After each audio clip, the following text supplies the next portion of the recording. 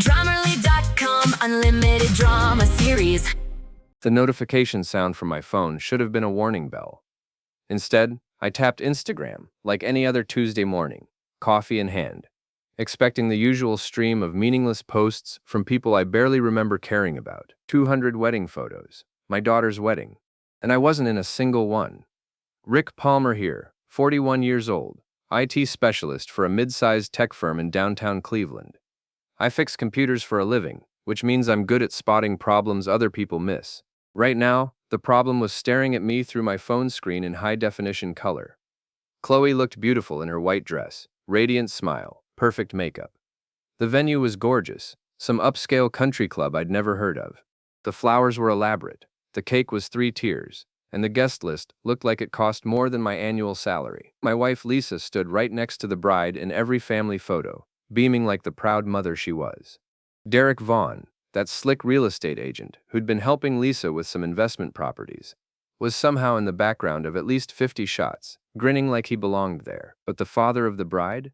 Nowhere to be found. I scrolled through every single image, my coffee getting colder with each swipe. There was Lisa's sister Monica, her best friend Trish, even Gina from her book club. The whole crew was there, dressed to impress, champagne glasses raised in celebration. The wedding I wasn't invited to.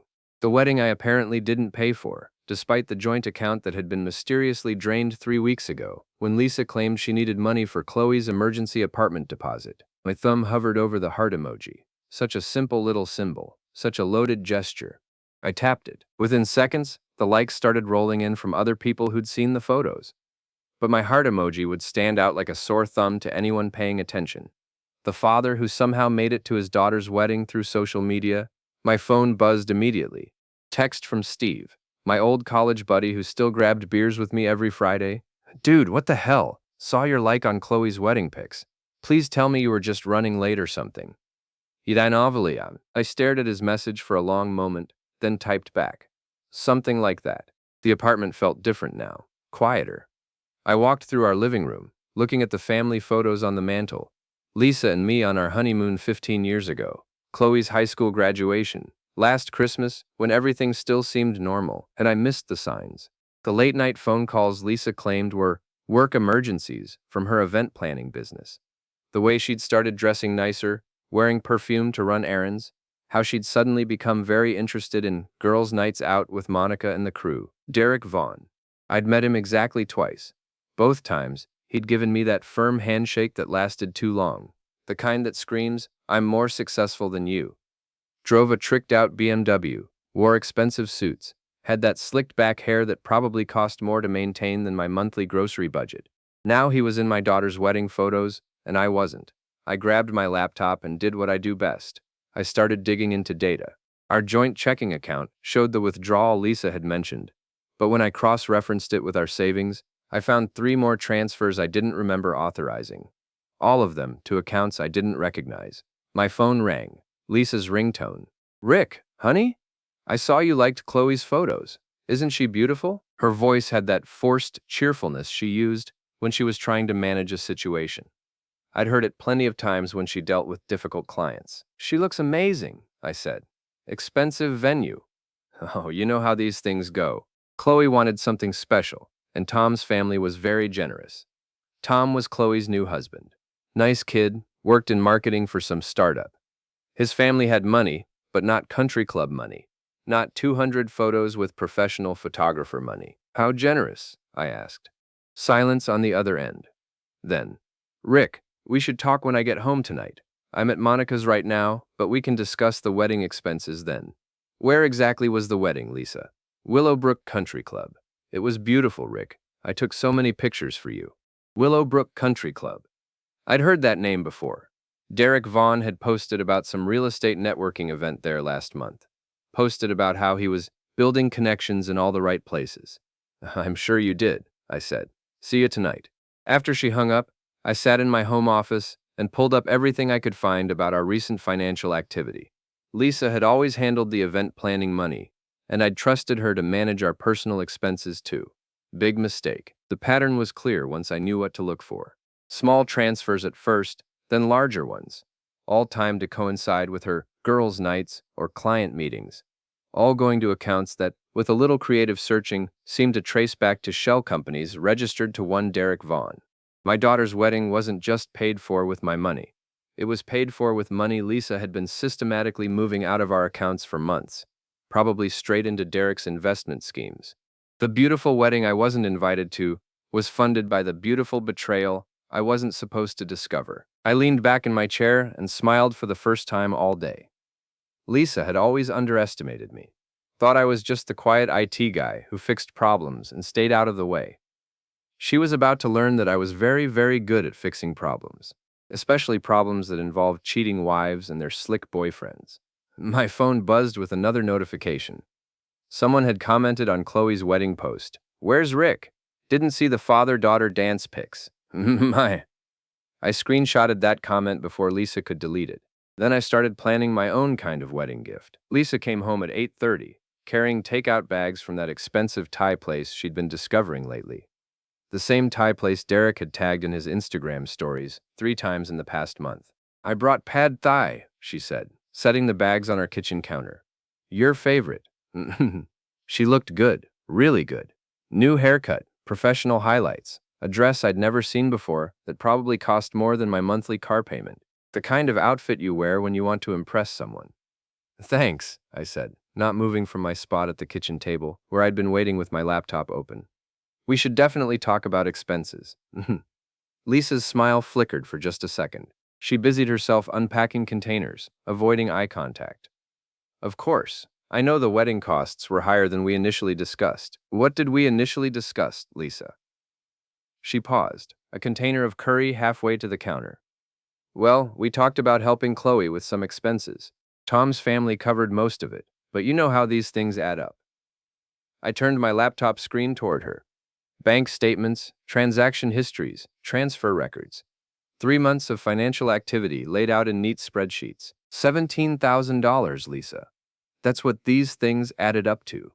$17,000 moved out of our accounts in transfers I never authorized, to accounts I never heard of. Her face went pale under the expensive makeup. She set down the container with shaking hands. "Rick, I can explain. I'm sure you can. But first, let me show you something interesting." I clicked to the next tab. Derek Vaughn's real estate company website, complete with investor information and client testimonials. Derek's been doing very well lately. New office, expanded client list, some big investment properties. Funny thing about successful businessmen, Lisa, they leave digital footprints everywhere. Lisa sat down across from me, her confident facade cracking. "Rick, please, it's not what you think. What I think is that you've been moving our money to your boyfriend's investment accounts while planning a wedding you didn't invite me to. What I think is that Derek's sudden business success coincides perfectly with our sudden financial shortfalls." She started crying. Real tears, not the crocodile tears she used when she wanted something. "I never meant for it to happen this way." "Which part? The affair, the embezzlement, or forgetting to invite your husband to his daughter's wedding?" "It's not embezzlement. Derek was helping me invest the money. We were going to surprise you with the returns." I laughed, actually laughed. "Lisa, I work in IT. I know what money laundering looks like when it's dressed up as investment opportunities." My phone buzzed. Text message from a number I didn't recognize. "Hey Rick, this is Tom, Chloe's husband. Can we talk? Something weird is happening with the wedding payments, and Mom Palmer said you might know about it." I showed Lisa the message. Her tears stopped immediately.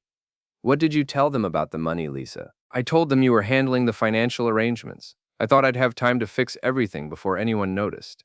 "Fix everything? With what money? Derek's imaginary investment returns?" She stood up, pacing to the window.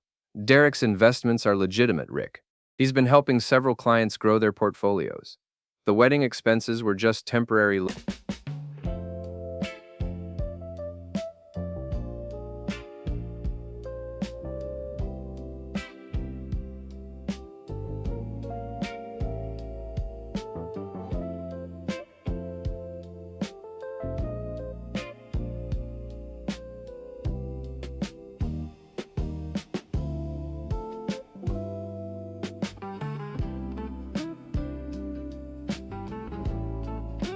loans against future earnings." I pulled up another browser tab. Derek Vaughn, Real estate license suspended twice in the past 5 years for questionable client transactions. Derek Vaughn, currently under investigation by the State Real Estate Board for potential fraud involving client funds. Lisa spun around. That's not true.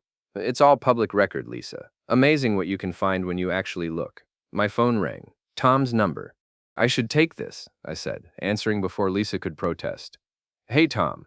Rick, thank God. Listen, there's a problem with some of the wedding vendor payments. They're saying the checks bounced, and now they want cash up front for the honeymoon arrangements. Chloe's freaking out. I looked at Lisa, who was frantically shaking her head. How much are we talking about, Tom? $8,000 for the honeymoon package, plus another $3 for the vendors who didn't get paid. The wedding planner is threatening to sue if we don't cover it by Friday. I'll call you back in 10 minutes, I said, hanging up. Lisa collapsed back into her chair. Rick, please, we can fix this. Derek has a big deal closing next week, and then we can cover everything. No, Lisa, we can't fix this. You and Derek broke this, and now you're going to learn what happens when you steal from the wrong person. I closed my laptop and stood up. Here's what's going to happen. You're going to call Derek right now and tell him the party's over. Then you're going to call Tom back and explain exactly where his honeymoon money went. I can't do that. It would ruin everything. Everything's already ruined, Lisa. The question is whether you want to control the damage or let me handle it my way. She pulled out her phone with trembling hands, then hesitated. What if Derek can't return the money right away? Then Derek's going to have bigger problems than a failed investment scheme. Lisa stared at me like she was seeing me for the first time. The quiet IT husband who never made waves, never caused trouble, never fought back. You're scaring me, Rick. Good. You should be scared. You stole from your own family to impress your boyfriend, and now your daughter's marriage is starting with financial chaos because of your choices. I walked toward the door, then turned back. Call Derek, now. And Lisa, put it on speaker. I want to hear what a $17,000 boyfriend sounds like when he's caught. She dialed with shaking fingers. The phone rang 4 times before Derek's smooth voice filled our kitchen. Hey, beautiful. Missing me already? Lisa's eyes met mine. I smiled and settled back into my chair. Derek, we have a problem. Derek's voice changed the moment Lisa explained the situation. The smooth confidence evaporated, replaced by something that sounded suspiciously like panic. Lisa, baby, calm down. Your husband can't prove anything. Those were legitimate investment transactions. He has bank records, Derek. He knows about all the transfers. A long pause. Then, put me on regular phone, not speaker. No, I said, loud enough for him to hear. Keep it on speaker, Lisa. Let's all be adults here. Who the hell is that? That's Rick, Lisa whispered. My husband. Jesus Christ, Lisa. You told me he was clueless about money. I leaned toward the phone. Hi, Derek. Rick Palmer. We met at that barbecue last summer. You complimented my lawnmower. Silence. Here's the thing, Derek. I might be clueless about money, but I'm very good at tracking where money goes. And right now, our money seems to have gone straight into your investment accounts. Look, Rick, this is between Lisa and me. She made her own choices. You're absolutely right.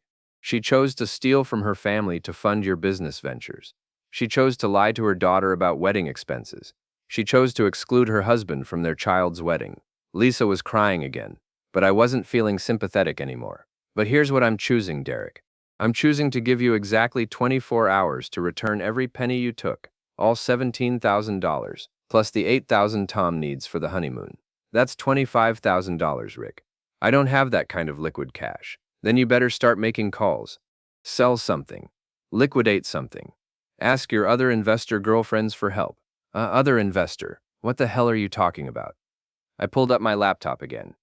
Gina Martinez, Monica Stevens, Patricia Walsh. All of them Lisa's friends. All of them showing unusual investment activity in the past 6 months. All of them connected to your real estate ventures. The silence on the other end was deafening. You've been running the same scam on half of Lisa's social circle, haven't you, Derek? The charming real estate agent who helps lonely housewives invest their husband's money. Rick, stop, Lisa pleaded. You don't understand. I understand perfectly. Derek found a group of bored, wealthy wives and convinced them he was their ticket to financial independence. The affairs were just a bonus. Derek's voice came back harder, more aggressive. You can't prove any of that. Actually, I can. Public records are amazing things, Derek.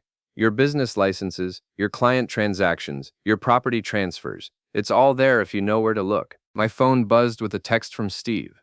Dude, Monica just called my wife asking weird questions about you and Lisa. What's going on? I showed the text to Lisa. Looks like word is spreading. She grabbed the phone. Derek, they're going to find out about everyone. Monica, Trish, Gina, they're all going to know. Lisa, shut up. Don't say anything else. Too late for that, I said. Lisa, call Tom back. Tell him the truth about the wedding money. I can't. You can, and you will. Because if you don't, I'm going to call him myself. Then I'm going to call Chloe. Then I'm going to call every single person who was at that wedding and explain exactly how it was paid for. Derek's voice cut through the speaker. Rick, let's be reasonable here. We can work something out. 24 hours, Derek. Cash, certified check, or money transfer, all of it. And if I can't? I smiled, even though he couldn't see it.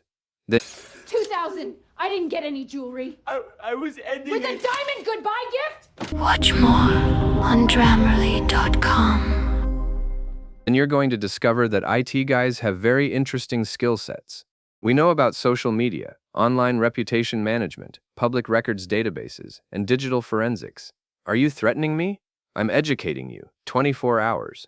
I hung up the phone and turned to Lisa. Now call Tom. She shook her head. Rick, please. There has to be another way. There was another way. It was called not stealing from your family and not lying to your daughter. You chose this path, Lisa. My phone rang. Monica's number.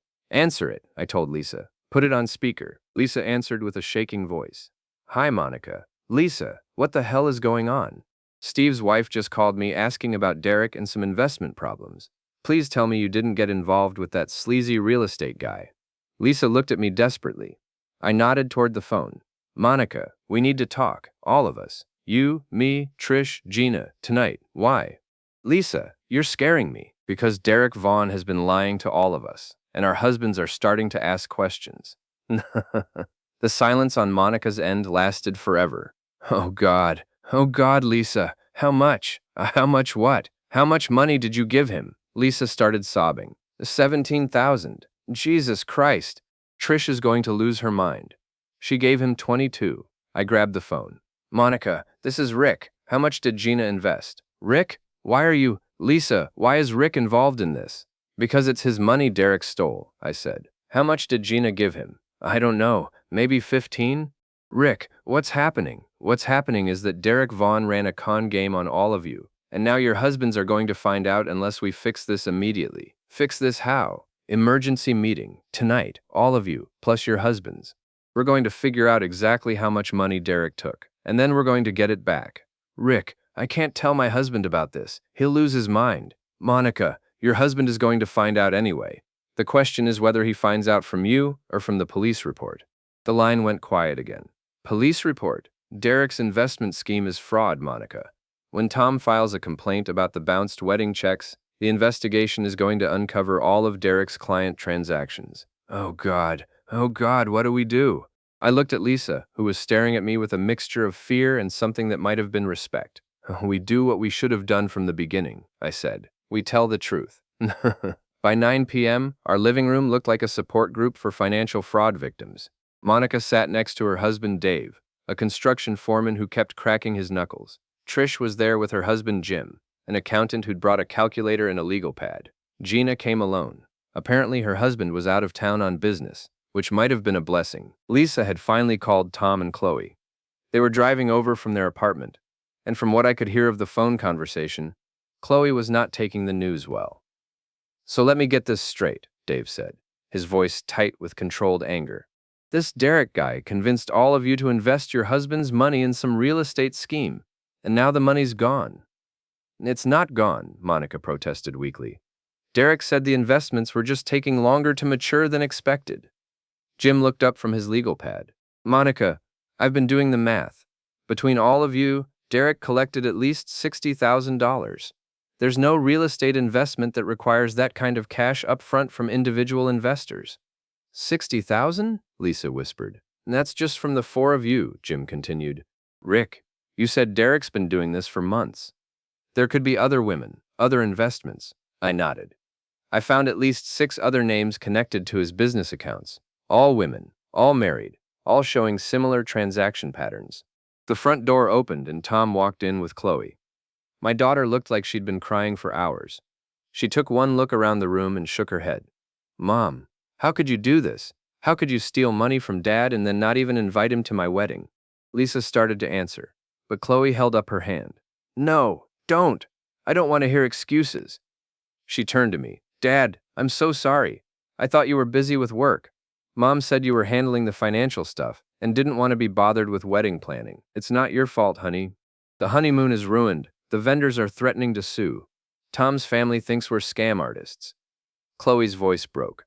My marriage is starting with lies and debt because my mother decided to play house with some real estate creep. Chloe, please, Lisa begged. I was trying to help. Derek promised the investments would pay for the wedding and give us extra money for your future. By stealing from Dad? By lying to everyone? Tom cleared his throat. Actually, there's something else. I called the wedding planner after Lisa told me what happened. She said Derek contacted her directly about payment arrangements. He told her he was Chloe's stepfather and that he'd be handling all financial matters. The room went silent. Stepfather? Dave growled. Lisa's face went white. He didn't mean it like that. Derek was just trying to help coordinate things. Lisa, I said quietly, how long has this been going on? She couldn't meet my eyes. 6 months, maybe 7. 7 months of lying, 7 months of stealing, 7 months of planning a future that didn't include me. My phone buzzed. Text message from an unknown number. This is Derek. We need to meet, tonight, alone. I showed the message to the room. Jim shook his head immediately. Don't meet him alone, Rick. If he's desperate enough to run this kind of scam, there's no telling what he'll do when he's cornered. I'm not meeting him alone, I said, standing up. We're all meeting him, right now. What do you mean? Monica asked. Derek wants to negotiate. Fine, let's negotiate. All of us, together, with witnesses and evidence. I grabbed my phone and typed back. Denny's on Brook Park Road, 1 hour, bring our money. His response came immediately. Just you, Rick. This is between us. No, all of us, or no deal. You've got 58 minutes. I turned to the room. Everyone who wants their money back, we're going to Denny's. Everyone who wants to keep pretending this didn't happen can stay home and wait for the police investigation. Dave stood up first. I'm in. Jim closed his calculator. Me too. Monica looked at Trish, who nodded reluctantly. We're in. Chloe surprised me by standing up. I'm coming too. I want to see the man who ruined my wedding. Honey, you don't need to. Yes, I do, Dad. This guy needs to see what his investment scheme actually cost. Lisa remained seated. Rick, please. This is going to destroy everything. Everything's already destroyed, Lisa. The question is whether we're going to let Derek destroy other families too. She finally stood, grabbing her purse with shaking hands. What if he doesn't show up? Then we call the police and file fraud charges. Either way, this ends tonight. As we all headed for the door, my phone rang. Steve's number. Rick, thank God. I've been trying to reach you for hours. Something crazy is happening. What now? Derek Vaughn just showed up at my house asking questions about you. Wanted to know about your work, your computer skills, whether you had any connections to law enforcement. I stopped walking.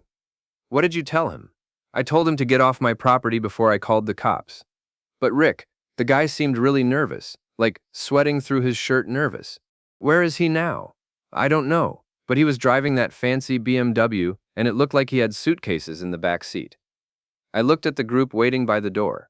Steve, meet us at Denny's on Brook Park and bring your phone. We might need to record this conversation. Record what conversation? The one where Derek Vaughn confesses to fraud and agrees to return $60,000 to the families he scammed. Jesus, Rick, what have you gotten yourself into? I didn't get myself into anything, Steve, but I'm sure as hell going to get myself out of it. Denny's parking lot at 10 p.m. on a Tuesday night wasn't exactly the setting I'd imagined for confronting my wife's boyfriend and recovering stolen money. But there we were, 7 adults, 1 very angry daughter, and enough evidence to put Derek Vaughn away for a long time. Derek's BMW was already in the parking lot when we arrived. Through the restaurant windows, I could see him sitting in a corner booth, constantly checking his phone and looking toward the door. Remember, I told the group as we walked toward the entrance, let me do the talking first. Jim, You've got all the financial records. Jim patted his briefcase. Everything. Bank statements, transfer records, transaction histories for all the women involved. Steve, you're recording? Steve held up his phone. Already started. We walked in like a small army. Derek's face went pale when he saw us, but to his credit, he didn't try to run. He was wearing an expensive suit that probably cost more than most people's monthly rent, but he looked like he hadn't slept in days. Rick, he said as we approached his booth. I said come alone. I lied, just like you've been lying for months. We arranged ourselves around his booth, some sitting, some standing. Derek looked trapped, which was exactly how I wanted him to feel. So, I said, sliding into the seat across from him, let's talk about money. Derek glanced around the table nervously. Look, I know this looks bad, but I can explain everything. Please do, Jim said, opening his briefcase. Because according to my calculations, you've collected at least $60,000 from these women under false pretenses. It wasn't false pretenses. The investments were real. I pulled out my laptop and opened it on the table. Really? Because according to the State Real Estate Board, your license has been suspended. According to the Better Business Bureau, your company has 17 outstanding complaints. And according to the county records, the properties you claim to be developing don't exist. Derek's jaw tightened.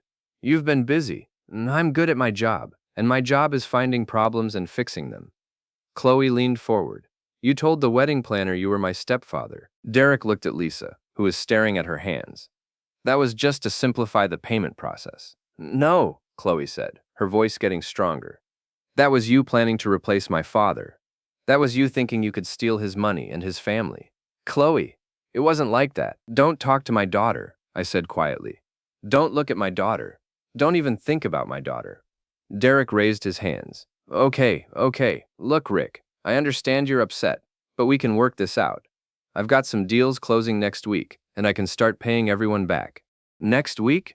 Monica laughed bitterly. You told me that 3 weeks ago, and you told me that a month ago, Trish added. Dave cracked his knuckles again. How about you start paying everyone back right now? Derek shifted uncomfortably. I don't have that kind of cash on me. Then we have a problem, I said. Because Tom and Chloe need $8,000 by Friday to cover their honeymoon and the bounced wedding checks. And I need my $22,000 back before my husband finds out, Trish said. And I need my $17,000 back before I file for divorce, Lisa said quietly. Everyone turned to look at her. It was the first time she'd spoken since we'd arrived. Lisa, Derek started. No, she said, finally looking up. Rick's right, this is fraud. What we did was steal from our families, and what you did was steal from us. Derek's smooth facade was cracking. Lisa, baby, you can't turn on me now. We're in this together. No, we're not. I made a terrible mistake, but you made a criminal choice. I leaned across the table. Here's what's going to happen, Derek. You're going to liquidate whatever assets you have, and you're going to return every penny you took from these families. And if I can't, then Jim files a police report for fraud.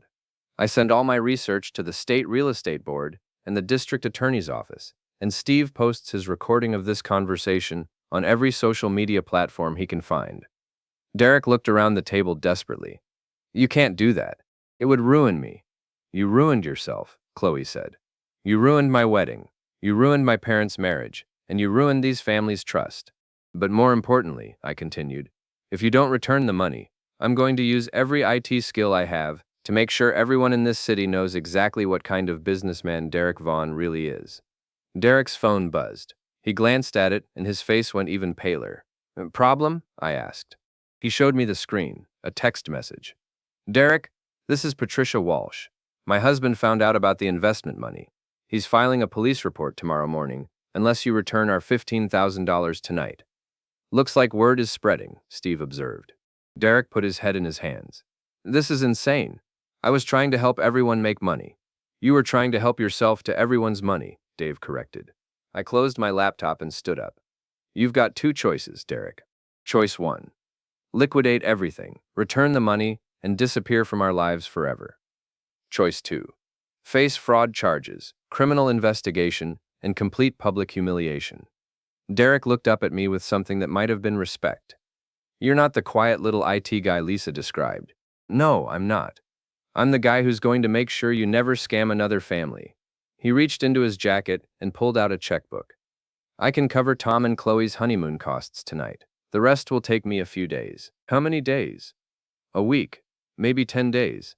I looked around the table. Everyone nodded. 7 days, Derek. All of it. And if you disappear, if you try to run, if you even think about starting this scam somewhere else, I will find you. Derek wrote out a check for $8,000 and handed it to Tom. 7 days. As we all stood to leave, Derek grabbed Lisa's arm. Lisa, we can still fix this. We can still be together. She pulled her arm away. Derek, we were never together. You were just using me, and I was just lying to myself. Outside in the parking lot, everyone said their goodbyes and headed to their cars. Lisa lingered by my truck. Rick, I know I don't deserve it, but can we try to work this out? I looked at my wife of 15 years, the mother of my daughter, the woman who'd stolen from our family to impress a con artist. Lisa, I'll always love the woman I married, but that woman wouldn't have done what you did. She started crying again. So what happens now? Now you figure out who you want to be, and I figure out who I am without you. I got in my truck and drove home, leaving Lisa standing in the Denny's parking lot under the fluorescent lights. 7 days later, Derek Vaughn returned every penny he'd stolen and left town. I never saw him again. 6 months later, Lisa and I were divorced. But that night, driving home from Denny's with my daughter's honeymoon saved and my family's dignity restored, I felt something I hadn't felt in months. I felt like myself again. Dieter Trejian Tumpli, November 6, 2025, 11 hours, 19 minutes, and 25 seconds.